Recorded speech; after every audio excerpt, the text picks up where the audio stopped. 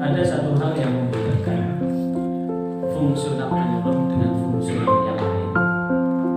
Penyuluh itu adalah bagian yang tak terpisahkan dalam menjadikan diri wal takum minkum ummatun yad'una ilal khair, hendaklah kalian menjadi wal takum minkum. Assalamualaikum warahmatullahi wabarakatuh. Waalaikumsalam warahmatullahi wabarakatuh. Mari kita baca Al-Quran surat Al-Fatihah, berdoa dan munajat kepada Allah Subhanahu wa Ta'ala. Semoga asa dan upaya kita sebagai penyuluh betul-betul mendapatkan ridha Allah Subhanahu wa Ta'ala. Al-Fatihah. Iya,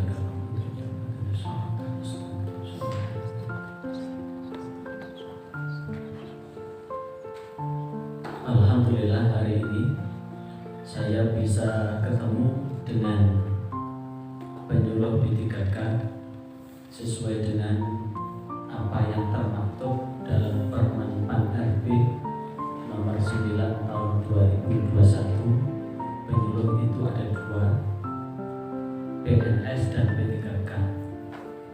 Dalam undang-undang ASN pun begitu, ASN itu ada 2, PNS dan P3K.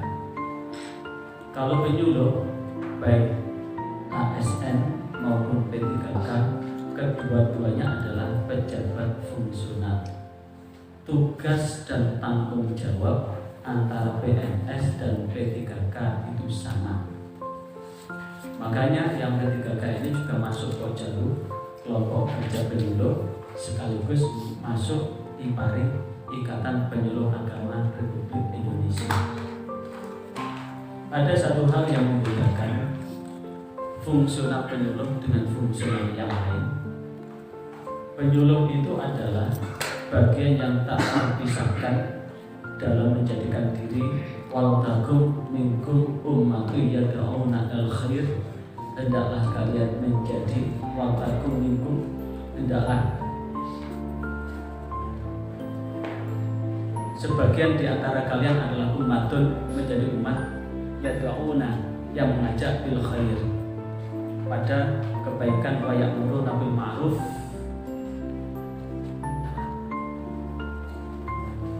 memerintahkan kepada kebaikan, wa yanhauna 'anil munkar, dan mencegah kemungkaran. Maka ya'muruna bil ma'ruf, memerintahkan kebaikan, wa yanhauna 'anil munkar, mencegah kemungkaran, itu adalah hal-hal yang bersifat lahir dan batin, nampak dan tidak nampak, dunia dan akhirat. Karena itulah kalau kita sudah memilih diri sebagai penyuluh agama, sekali lagi, kalau kita sudah memilih diri saat ada penerimaan ASN, apakah itu PNS maupun P3K, dan di situ ada formasi penyuluh. Kalau kita sudah memilih diri sebagai penyuluh di situ, maka itu adalah start awal kita menempatkan diri sebagai ummatun yad'una ilal khair, sebagai umat yang mengajak kepada kebaikan. Tentu kebaikan itu adalah bukan kebaikan dunia aja, tapi kebaikan di akhirat. Maka ketika kita sudah memilih, maka kita harus tetap yakin bahwa segala sesuatu yang kita jalankan ini bukan hanya kehidupan lahiriah, tapi juga menyangkut kehidupan batiniah. Karena kebetulan saya dikasih materi apa? Di surat tidak muncul misalnya materi apa. Tapi kemudian saya WA, saya dikasih materi tentang kompetensi penyuluh. Saya dikasih materi tentang kompetensi penyuluh.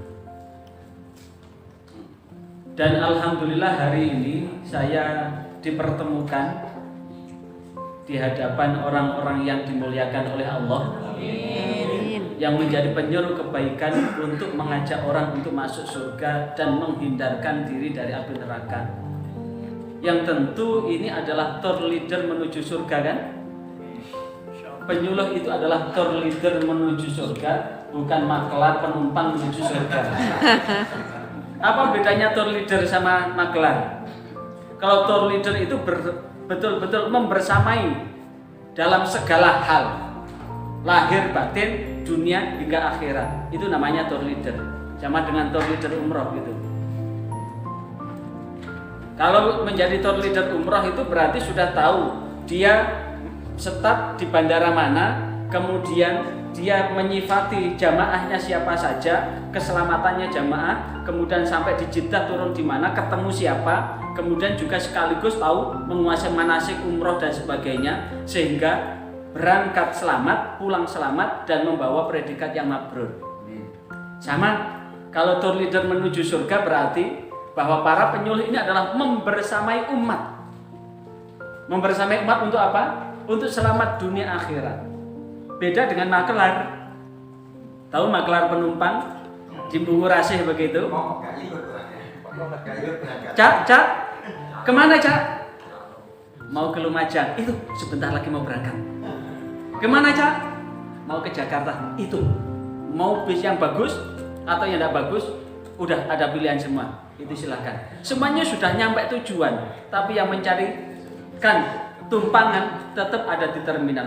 Jangan sampai kita mengajarkan kebaikan kepada umat sudah masuk surga, tapi kita masih di padang mahsyar. Nah, itulah yang kemudian patut kiranya bahwa tugas penyuluh ini perlu kita syukuri bersama. Dan hari ini saya juga bersyukur, alhamdulillah masih bisa bernafas dan masih dikasih nafas oleh Allah. Karena persis tanggal 18 kalau kita lihat definisi penyuluh agama, regulasi Permen-Pan RB nomor 9 tahun 2021 ada di bab 1 ayat pasal 1 ayat 6. Di situ disebutkan bahwa yang hadir ini semuanya adalah apa? Penyuluh agama. Penyuluh agama itu ini sudah berubah sesuai dengan Undang-Undang ASN, Undang-Undang ASN P3K dan P3K dan PNS. Maka penyuluh agama adalah ASN. ASN yang diberi tugas, tanggung jawab dan wewenang dan hak secara penuh oleh pejabat yang berwenang yang mengangkat penyuluh itu. Untuk apa? Untuk melakukan bimbingan penyuluhan agama dan pengembangan atau bimbingan penyuluhan agama dan pembangunan. Berarti apa yang kita kerjakan selaku penyuluh adalah melakukan bimbingan atau penyuluhan agama.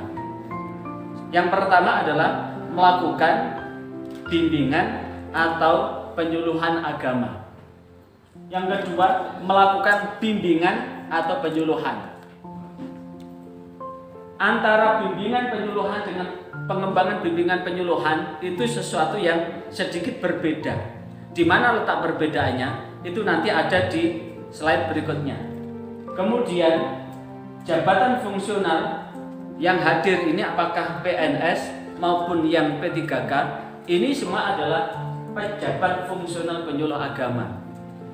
Saat ini pejabat fungsional sama pejabat struktural itu nyaris hampir sama. Penyuluh P3K maupun PNS juga punya kesempatan untuk menjadi pejabat struktural. Antara fungsional dan struktural itu adalah untuk formasi bimbingan karirnya tidak jauh berbeda. Karena sekarang seluruhnya dipagari dengan apa? SKP. Apa itu SKP? Sasaran kinerja pegawai. Baik P3K maupun yang ASN itu wajib menggunakan SKP. SKP sekarang ini regulasinya yang akan disampaikan oleh kepegawaian nanti malam. SKP itu pembuatannya adalah di awal tahun, kemudian pelaporannya adalah setiap 3 bulan sekali atau triwulan. Nah inilah yang kemudian jika SKP ini ternyata tidak dikerjakan, itu mulai peringatan 1 sampai seterusnya sampai pada tahap pemberhentian. Apakah itu yang ASN maupun yang P3K? Apakah itu yang PNS maupun P3K? Maka tentu sebagai pejabat fungsional, penyuluh agama adalah apa? Jabatan yang mempunyai ruang lingkup tugas dan tanggung jawab, punya wewenang dan hak secara penuh. Ruang lingkupnya apa? dari penyuluh itu, maka tentu ruang lingkup penyuluh itu berdasarkan kewilayahan. Yang ditugaskan di kecamatan berarti mempunyai wilayah di wilayah kecamatan itu, yang di kabupaten wilayah kabupaten, yang di provinsi adalah wilayah provinsi, yang di nasional wilayah nasional. Siapakah yang di nasional? Itu adalah penyuluh ahli utama. Itu di nasional. Kemudian yang di provinsi apa? Minimal ahli muda atau ahli madya. Yang di kabupaten siapa? Ahli madya dan ahli muda. Yang di kecamatan ahli pertama. Lah, masuk dari jenjang per jenjang ini berdasarkan formasi sekarang. Tidak bebas seperti dulu. Pokoknya waktunya naik. Sekarang adalah berdasarkan formasi. Kalau formasinya tidak ada, ya tidak bisa. Dan sekarang ngitungnya bukan seperti itu. Ngitungnya kita kembalikan pada hakikat sesungguhnya. Saat kita belum ASN, apa yang kita inginkan? Kepingin jadi ASN kan? Karena itu yang P3K ini kalau ada kesempatan untuk daftar PNS, daftar aja. Tanyakan di kepegawaian nanti. Nanti malam ada. Apakah P3K ini bisa ketika ada peluang untuk seleksi CPNS boleh ikut? Tanya aja, ditanyakan.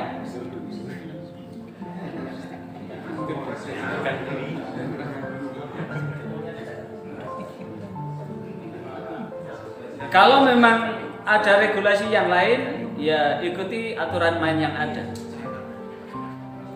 Maka inginnya adalah sebagai ASN kan?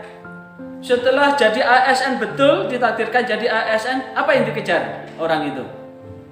Mengejar pangkat kan? Setelah pangkat didapat, apa yang dikejar? Jabatan. Setelah mendapatkan jabatan, selalu mengejar jabatan. Itulah namanya manusia tidak pernah terpuaskan dengan apapun yang diterima. Kalau tidak pernah terpuaskan dengan apapun yang diterima, maka itu laksana seperti minum air laut. Semakin banyak air yang diminum, kerongkongan masih terasa kering, terasa haus. Maka hanya pada penyuluh aja yang punya semangat dengan namanya qanaah. Dan itu perlu dihujamkan. Rabbi qanni'ni bima razaqtani wa barik li fi ma a'taitani wa akhlif alayya kulla ghaibatil li minka bi khair. Kenapa? Kalau selalu mengejar sesuatu yang bagaikan bayang-bayang fata morgana tidak pernah habis. Sama dengan laki-laki itu. Motivasi laki-laki sama perempuan itu beda. Kalau laki-laki itu mulai dari dia belajar mulai TK, naik ke SD, naik ke SMP, naik ke SMA, kemudian kuliah. Setelah kuliah apa yang dicari? Bekerja. Setelah dapat pekerjaan apa? Cari istri. Setelah cari istri? Setelah istri didapat, motivasi adalah ingin bikin rumah. Ingin dapat properti yang banyak. Istri ada, properti sudah melebih-lebih. Inilah yang kemudian menjadikan laki-laki yang hidung belang itu banyak ulah, kemudian mencari lagi. Kemudian kalau perempuan itu yang penting ayu. Masih usia 20 tahun, harganya tinggi sekali. Usia 30 diturunkan sedikit. 40 lebih diskon besar-besaran. Kalau sudah di atas 40 diobral murah. Gratis. Oh, jangan. Penyuluh enggak boleh begitu. Makanya ruang lingkup, tugasnya apa? Melakukan bimbingan penyuluhan agama dan pengembangan bimbingan atau penyuluhan agama dan pembangunan. Ini tugasnya. Tugas dan tanggung jawab ini. Nah, di tugas dan tanggung jawab itu apa yang dapat disebutkan di sini?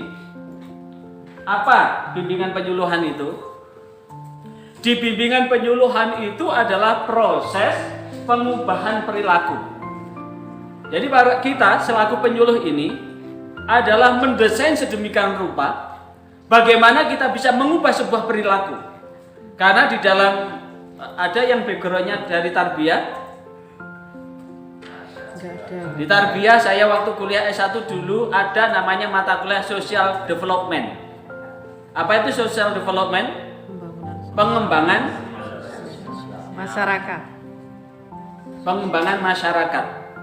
Pengembangan masyarakat. Itu kalau kemudian proses mengubah perilaku ada 4 kategori. Yang pertama, langsung masuk di tengah-tengah masyarakat itu kemudian langsung mengubah apa yang ada di tengah-tengah masyarakat. Yang kedua, masuk di tengah-tengah masyarakat. Yang kedua ini, masuk di tengah-tengah masyarakat.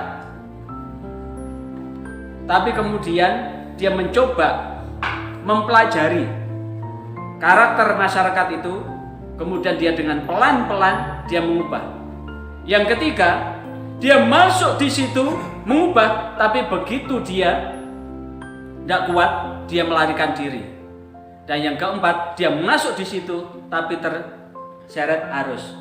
Kalau yang pertama tadi, ini kaum kadrun tadi, jadi masuk di tengah-tengah masyarakat, merasa bahwa di masyarakat penuh dengan bid'ah, khurafat dan tahayul, langsung lempar sana, lempar sini, langsung haram, ada sesuatu dilabrak dan sebagainya.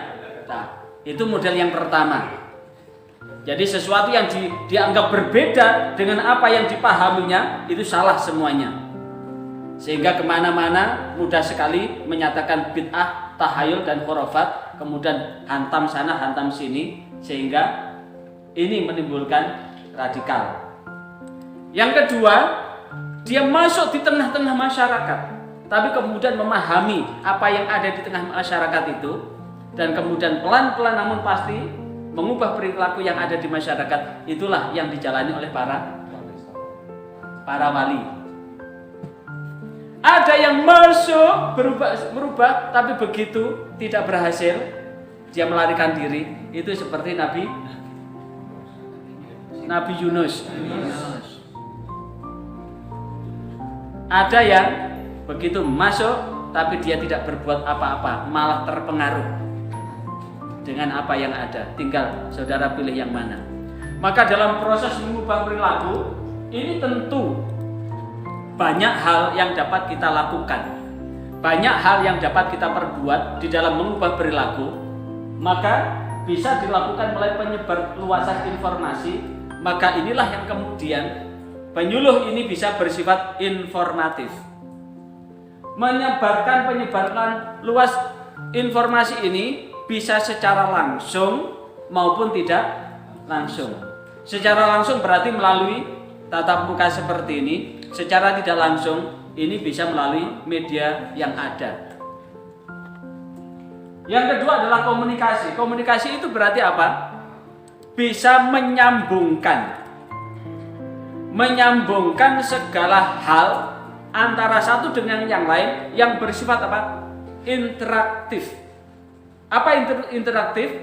Hubungan timbal balik yang saling mempengaruhi. Maka kemampuan komunikasi itu penting. Apakah komunikasi secara lisan maupun komunikasi secara tulis? Penting. Kalau memang secara lisan tidak bisa, ya upayakan dengan tulis. Kalau tidak bisa, bagaimana mengkomunikasi? Kalau bisa, lisan juga oke, tulis juga oke.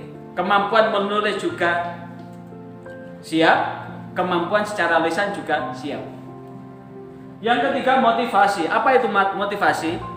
Kalau kemudian kita menggunakan 3 hal yang disampaikan oleh Ki Hajar Dewantara, ing ngarsa sung tulodo, ing madya mangun karsa, tuturi handayani, berarti memberikan motivasi itu mengkombinasikan 3 hal itu. Ing ngarsa sung tulodo, seseorang akan termotivasi dengan apapun yang kita lakukan, maka tentu orang itu akan melihat apa yang kita lakukan. Kalau kemudian orang itu melihat apa yang kita lakukan di tengah-tengah itu, maka tentu orang itu akan, paling tidak kalaupun kita tidak ngomong, maka orang akan termotivasi untuk mengikuti, meniru apa yang kita lakukan. Dan itu dilakukan oleh Rasulullah SAW. Karena itulah di dalam surah surah apa? Laqad kana lakum fi Rasulillah. Surah apa? Al-Ahzab ayat berapa? Ayat 21. Laqad kana lakum fi Rasulillah uswatun hasanah. Inilah yang dicontohkan oleh Rasulullah. Ngarsa sung tulodo. Rasulullah kalau kemudian kita telusuri, kita eksplorasi antara hadis fi'liyah dengan hadis qauliyah, itu lebih banyak hadis fi'liyah daripada hadis qauliyah. Itu artinya apa? Bahwa apa yang dilakukan oleh Rasulullah itu lebih banyak memberikan contoh daripada qauliyah, daripada memerintah. Lebih banyak memberi contoh. Dan itu bisa menjadi sebuah metode. Metode apa? Metode pendidikan di dalam keluarga, metode pendidikan di dalam masyarakat, di tengah masyarakat. Karena orang akan melihat apa yang kita lakukan. Ngarso sung tulodo. Madya mangun karso, di tengah-tengah itu mampu menggelorakan. Menggelorakan itu berarti di sinilah yang disebut dengan motivasi. Baru kalau sudah jalan tutwuri handayani, kalau sudah di belakang betul-betul memberikan dorongan yang kuat, bukan tutwuri hanggandoli.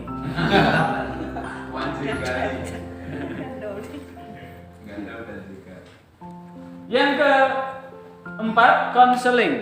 Apa itu konseling? Berarti di antara masyarakat satu dengan yang lain, ini adalah masyarakat yang dengan berbagai macam problem, masalah.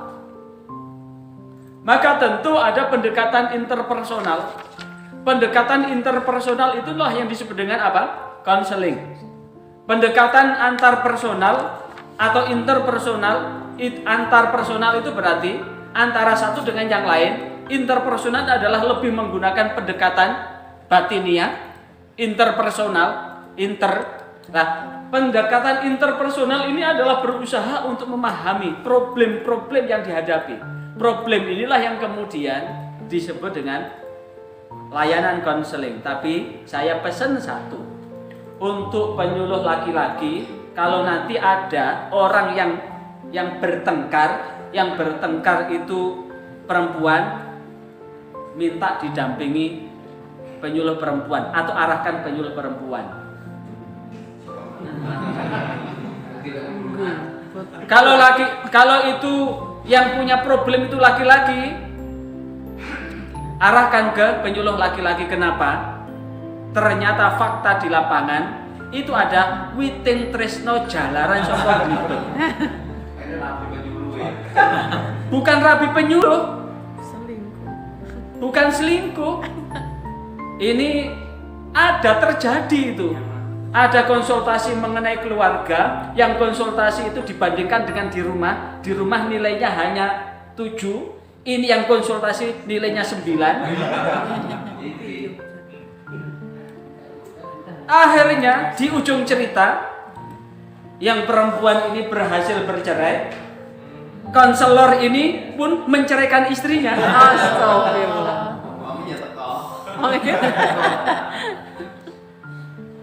Makanya saat kita konseling ini, empati simpati itu boleh, karena empati simpati itu bagian dari meyakinkan. Tapi kalau empati simpati itu berlebihan, ini yang jangan. Karena apa? Dalam kehidupan ini tidak sedikit orang yang, sekali lagi, dalam kehidupan ini tidak sedikit orang yang betul-betul butuh dengan kita. Dan ketika kita sudah betul-betul menolong, mengentaskan, itu ada 4 golongan.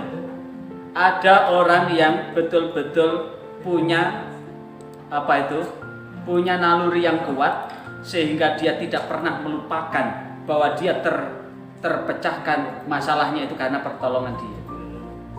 Yang kedua, orang yang hanya bersifat bersifat formalistik. Dia ketika butuh betul-betul dia DP, tapi ketika butuhnya itu sudah lewat, maka dia seakan-akan tidak pernah kenal dengan kita. Yang ketiga, orang yang datang itu hanya sekedar menguji seberapa alim kita, hanya menguji. Yang keempat adalah betul-betul konsultasi itu adalah yang konsultasi itu ingin mencari musuh untuk berdebat.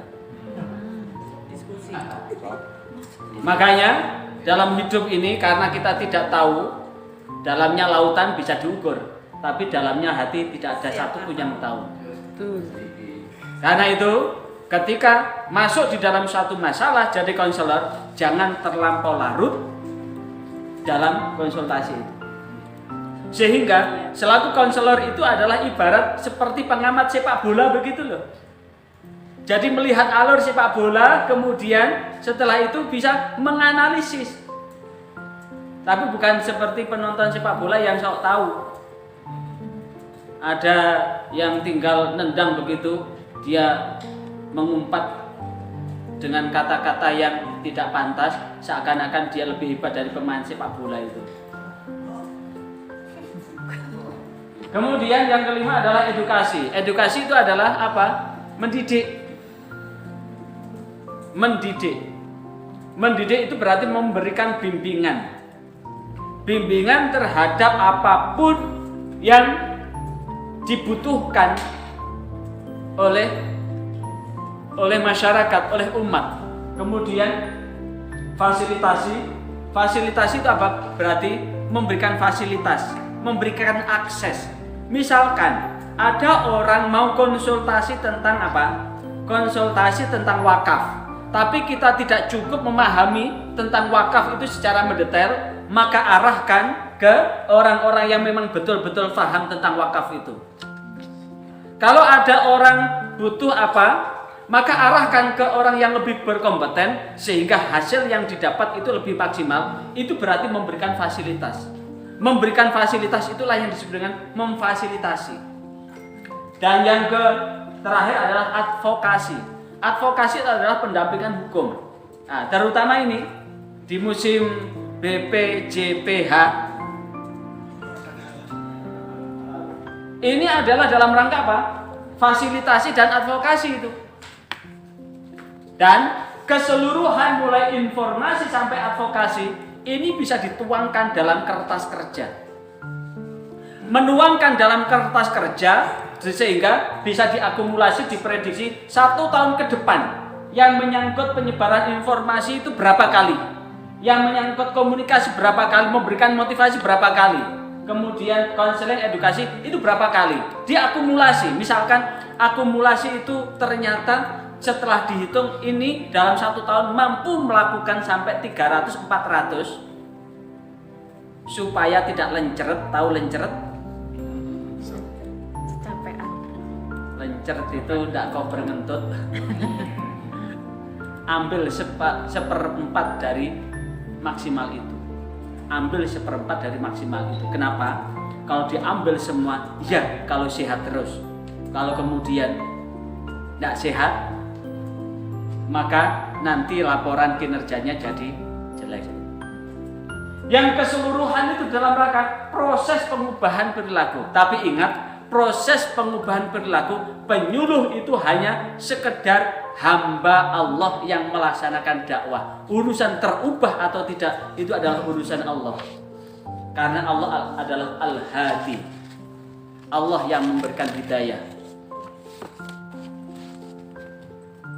Dan tujuannya apa? Agar keseluruhan umat ini adalah termotivasi, mampu memahami dan melaksanakan ajaran agama dengan benar, sekaligus endingnya adalah membimbing umat ini untuk mampu memahami ajaran agama dengan benar, sekaligus memiliki kepedulian dan partisipasi aktif.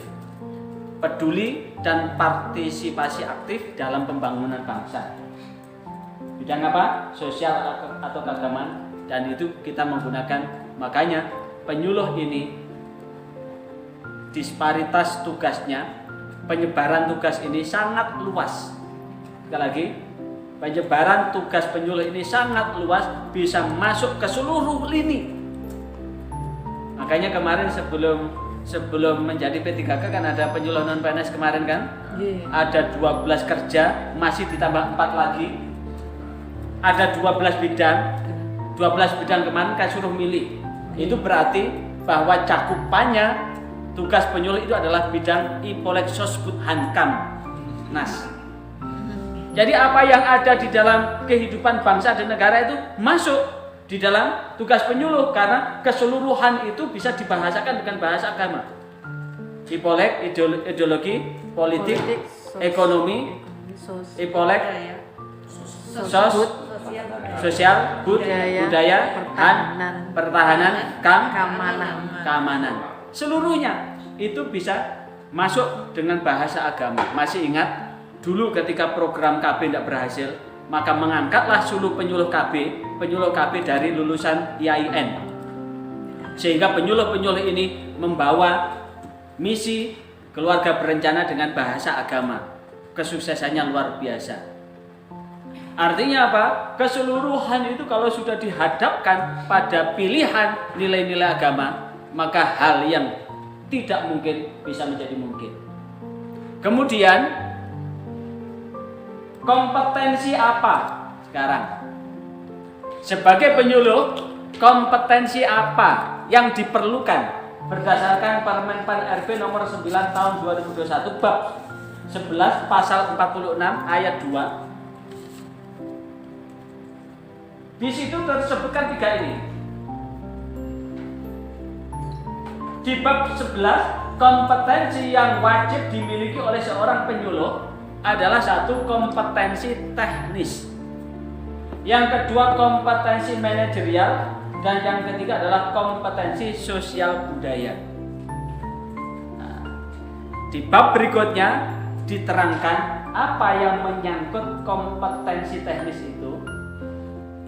Kompetensi teknis itu termasuk ada pertemuan, ada workshop yang bersifat fungsional hari ini. Hari ini adalah dalam rangka menajamkan kemampuan kompetensi teknis. Nanti apa yang kira-kira perlu ditanyakan silahkan ditanyakan. Kalau saya bisa jawab, saya jawab. Kalau saya tidak bisa jawab, saya serahkan ke Ketua IPARI dan Ketua Pokjalu Provinsi, karena saya sudah bukan penyuluh lagi, tapi saya sudah dipenyukan.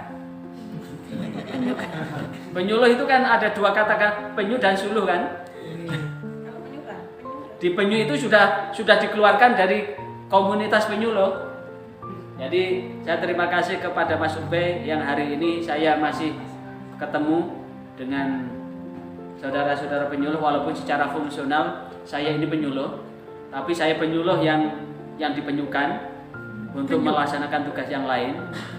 Jadi fungsionalnya penyuluh tapi melakukan tugas, tapi masih ada hubungannya karena saya ketua tim pendidikan Al-Quran, karena segmen dari penyuluhan itu juga di LPM, Lembaga Pendidikan Masyarakat atau Lembaga Pemberdayaan Masyarakat di TPG.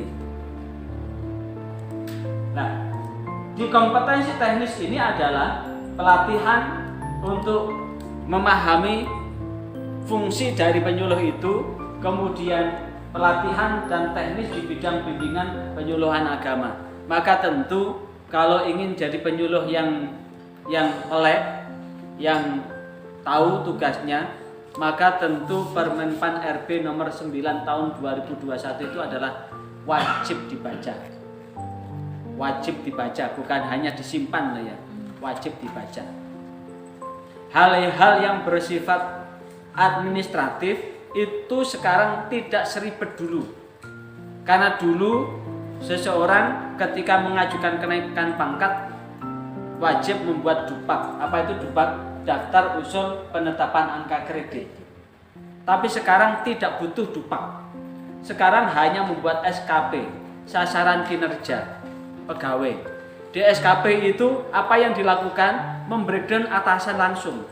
Kalau saudara-saudari ini ada di KUA, berarti melaksanakan tugas-tugas yang diamanatkan kepala kantor kepada Kakan Kemenag. Jadi kalau tugasnya di KUA, atasan langsungnya itu adalah kepala KUA. Baik itu penyuluh P3K maupun penyuluh fungsional baik itu ahli pertama, muda maupun madya. Kalau di KUA atasan langsung adalah kepala KUA. Sekali lagi, atasan langsungnya adalah kepala KUA. Karena pola kerjanya adalah membreakdown apa yang dikerjakan oleh atasan. Kalau ditugaskan di KUA berarti membreakdown tugas-tugas yang menjadi amanat kepala KUA itu. Kepala KUA itu membreakdown tugas-tugas yang diamanatkan kepada kepala kantor. Kepala kantor membreakdown tugas-tugas yang diamanatkan kepada Kakanwil. Kakanwil itu membreakdown tugas-tugas yang diamanatkan yang dikerjakan oleh menteri. Jadi ini adalah pola kerja satu barisan, satu komando. Jadi keseluruhan begitu. Kalau sudah membreakdown, maka tentu tingkat keberhasilan ini bersifat linear.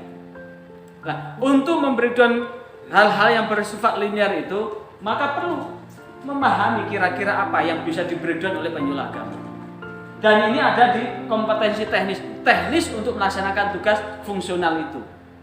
Yang kedua adalah kompetensi manajerial. Apa itu kompetensi manajerial? Kompetensi manajerial itu adalah bagaimana kita memahami apa tugas fungsi kita. Tugas fungsi kita sebagai penyuluh itu apa?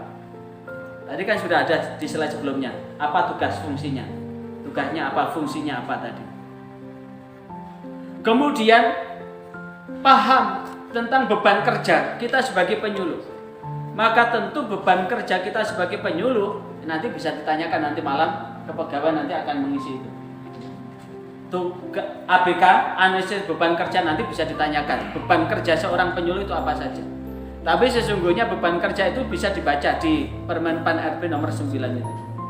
Kemudian pemeliharaan kinerja. Pemeliharaan kinerja itu berarti ketika kita ini sudah punya namanya sasaran kinerja.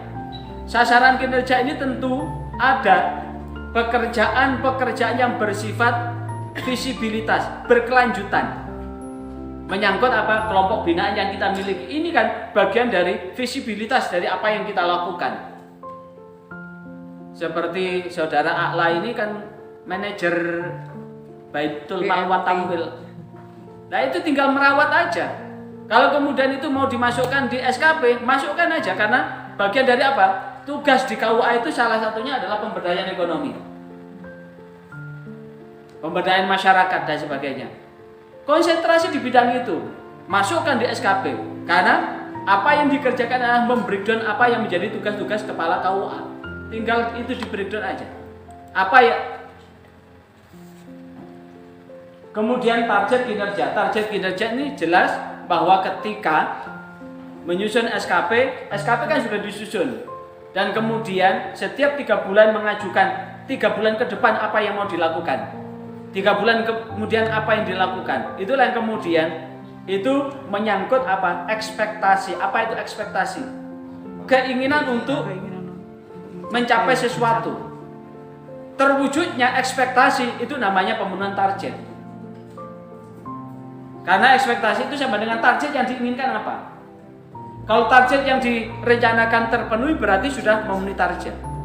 Sudah sesuai dengan ekspektasi. Melakukan seminar, lokakarya atau konferensi dan sebagainya. Kemudian yang ketiga adalah kompetensi sosial budaya. Apa yang menyangkut kompetensi sosial budaya? Pengabdian masyarakat. Jadi pengabdian masyarakat menjadi pengurus takmir masjid, kemudian menjadi pengurus PKK. Ada laki-laki jadi pengurus PKK? Ada.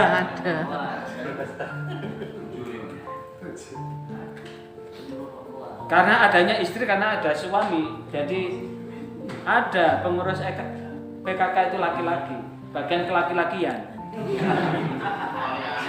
Seksi laki-laki. Soalnya di takmir itu akan ada seksi keputrian kan? Ada seksi keputrian.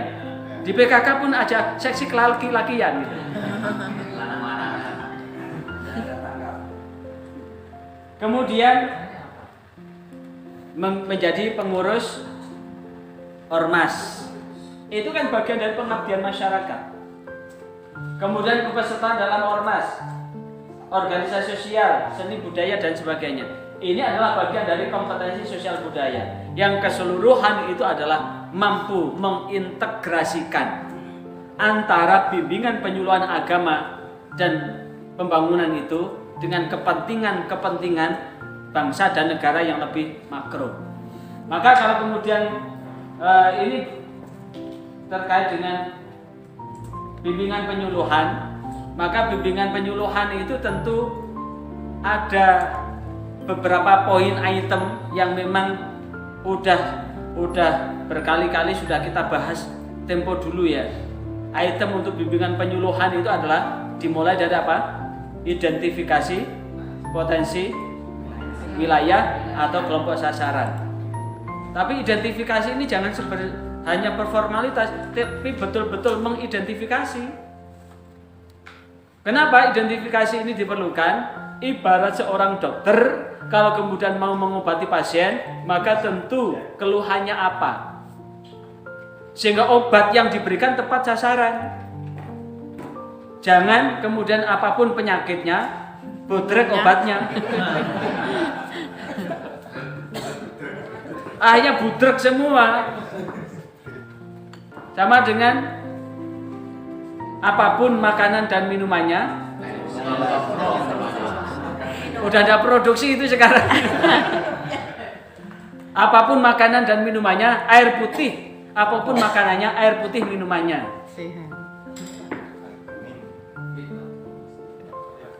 Sehingga semuanya dikepiau ya. Nah, identifikasi itu penting dalam rangka itu. Setelah identifikasi, maka hasil identifikasi inilah yang kemudian menjadi dasar untuk merancang program. Apa yang sudah dirancang kemudian dilaksanakan. Dan apa yang dilaksanakan dievaluasi. Mulai dari identifikasi, perencanaan program, kemudian pelaksanaan program, sebelum masuk di laporan, maka ada namanya evaluasi, monitoring. Maka kemudian lanjut kepada apa? Laporan. Ini adalah satu paket ini. Satu paket. Nah, tinggal itu nanti diperkirakan 1 tahun ke depan. 1 tahun ke depan kira-kira berapa kali? Tinggal nuangkan di situ di SKP. Maka tentu menuangkan di SKP itu menggunakan kalimat-kalimat yang inti aja. Kalau di SKP itu kalimat-kalimat yang terlalu detail, itu kadang-kadang ketika pemenuhan bukti fisik akhirnya bingung sendiri. Karena di situ kan ada bukti fisik kan, harus ada bukti fisik yang dituangkan. Itu terkaitan dengan bimbingan penyuluhan. Sekarang pengembangan bimbingan penyuluhan. Di pengembangan bimbingan penyuluhan di Permen PAN RB itu ada 3. Kerjasama lintas sektoral, pengembangan metode bimbingan penyuluhan, menyusun pedoman bimbingan penyuluhan.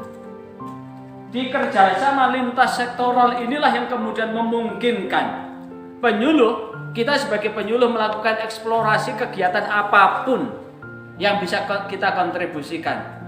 Lintas sektoral itu bisa dengan instansi pemerintah maupun swasta, bisa dengan lembaga, bisa dengan ormas dan sebagainya. Maka tentu seperti ini menjadi fasilitator, memfasilitasi untuk terbitnya sertifikat halal ini kan dalam rangka ini kerjasama lintas sektoral internal maupun eksternal. Jadi kerjasama lintas sektoral yang bersifat internal maupun eksternal. Yang bersifat internal apa? Bisa dengan Pensar, bisa dengan PAIS, bisa dengan Penma, bisa dengan PD Pontren, bisa dengan PHU. Ini kan lintas sektoral, sektor internal. Belum lagi sektor eksternal.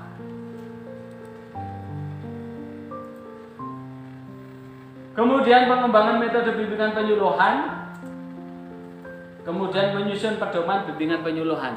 Maka tentu ini ada patokan-patokan, standar-standar yang dirumuskan pengembangan metode bimbingan penyuluhan ini seperti apa.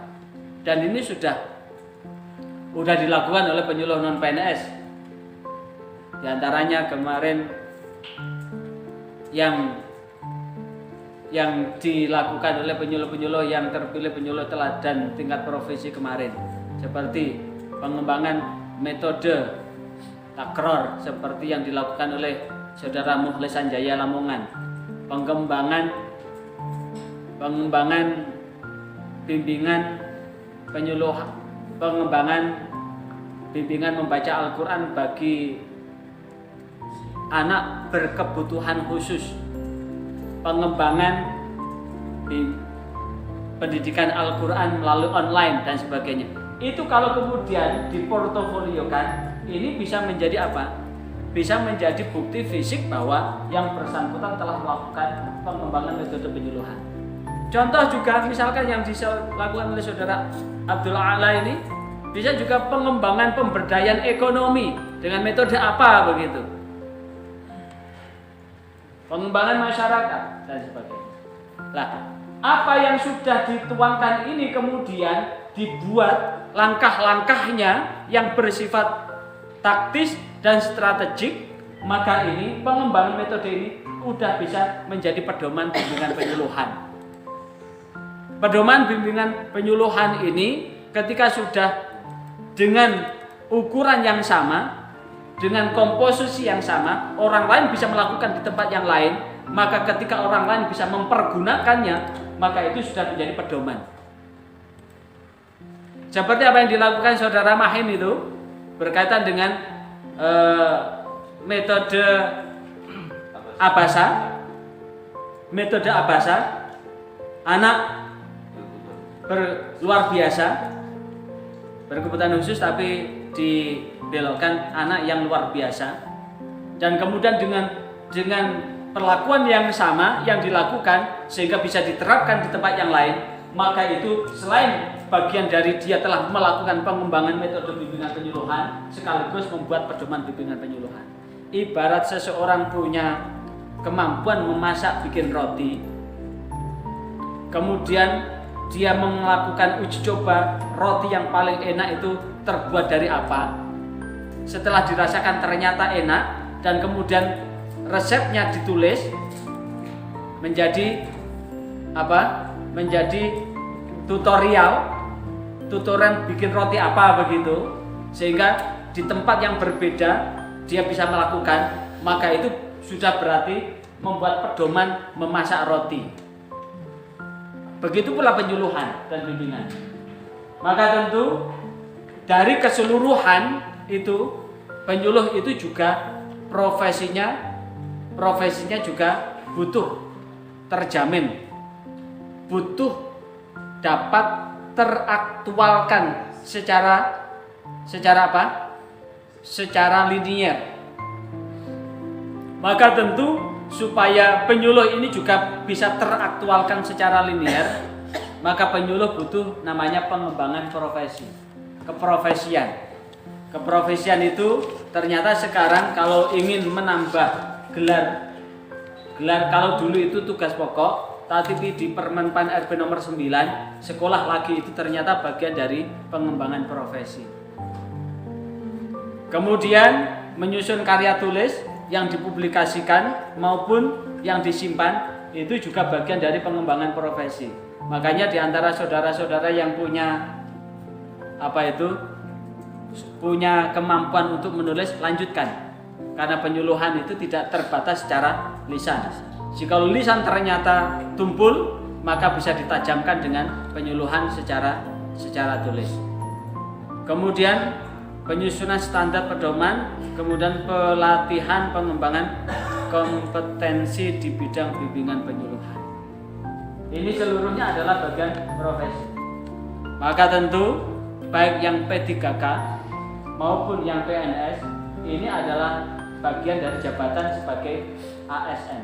Maka tentu yang P3K maupun yang PNS pun punya kesempatan untuk menjadi pejabat struktural jikalau pangkat dan jabatannya sudah memenuhi itu.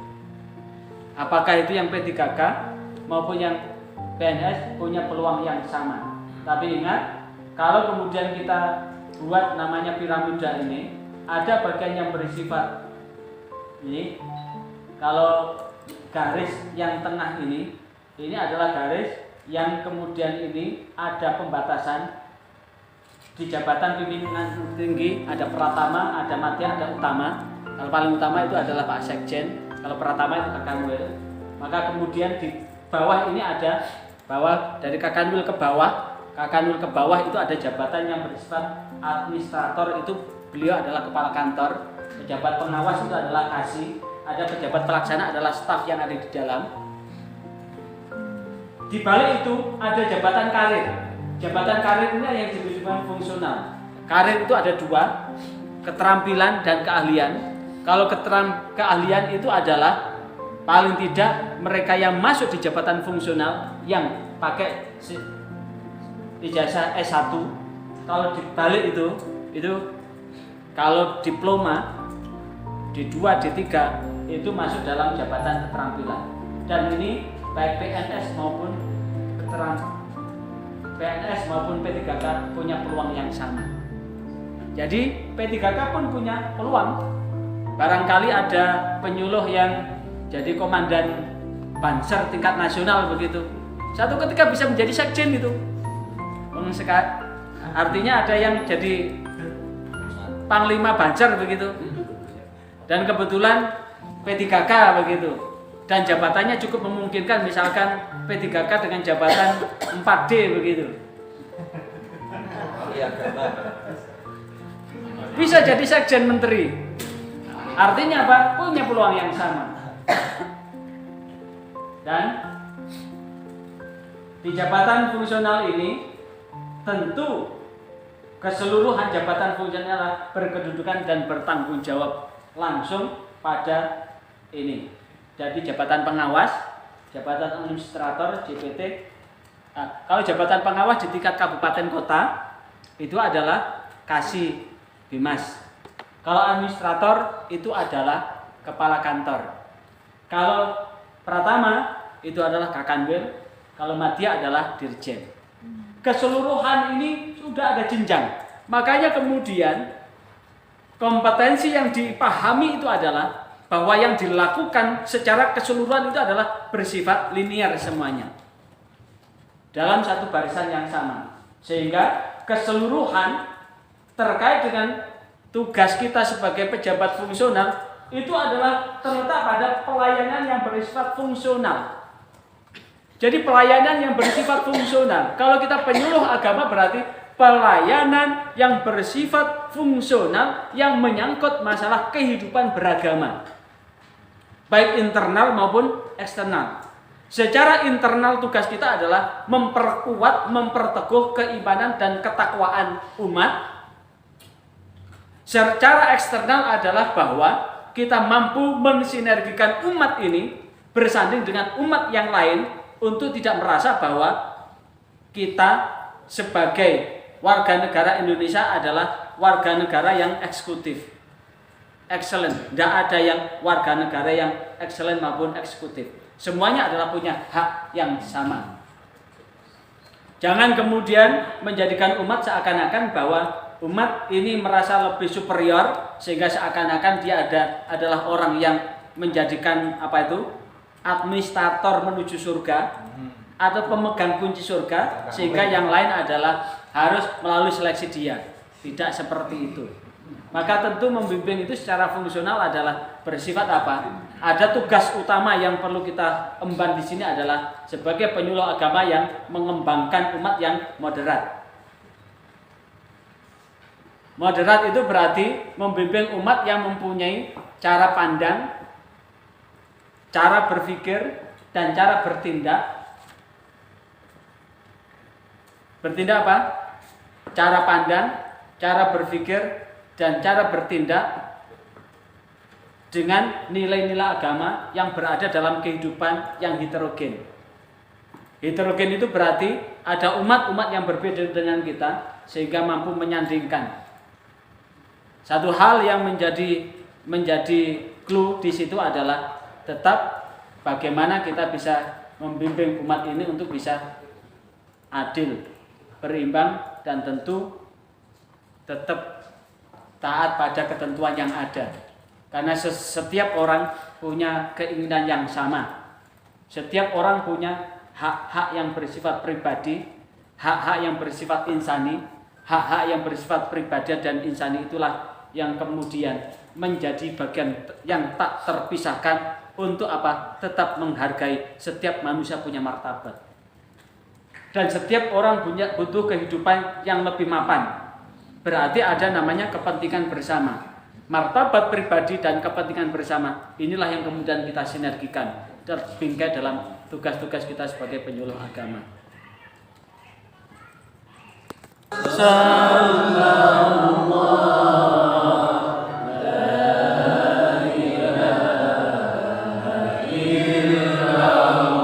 Mari.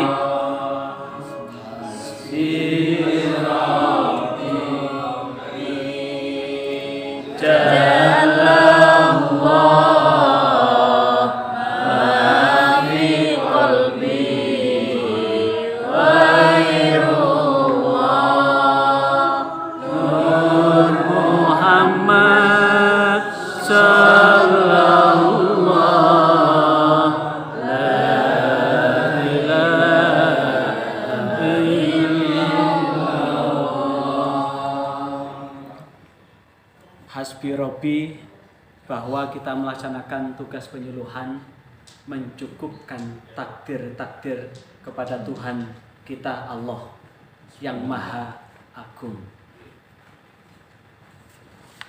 Ma fi qalbi, tidak ada satupun di hati kita ini ghairullah, selain Allah. Berarti kita melaksanakan tugas hanya semata-mata mengharap ridha Allah. Andaikan Allah tidak menciptakan Nur Muhammad, maka Allah tidak akan menciptakan alam semesta ini.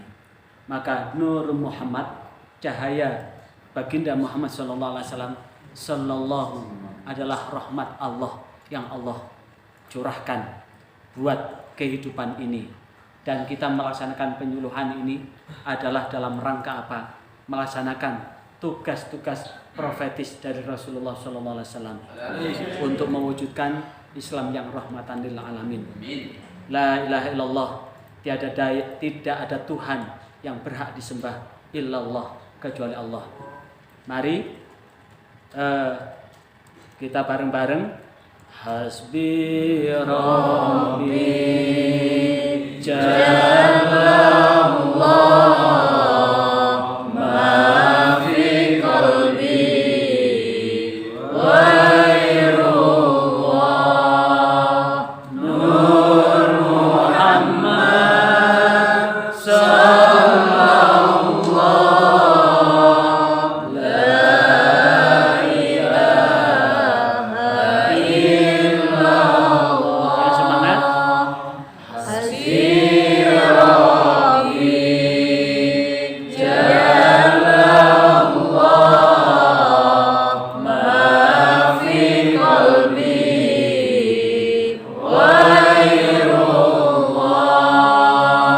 Nur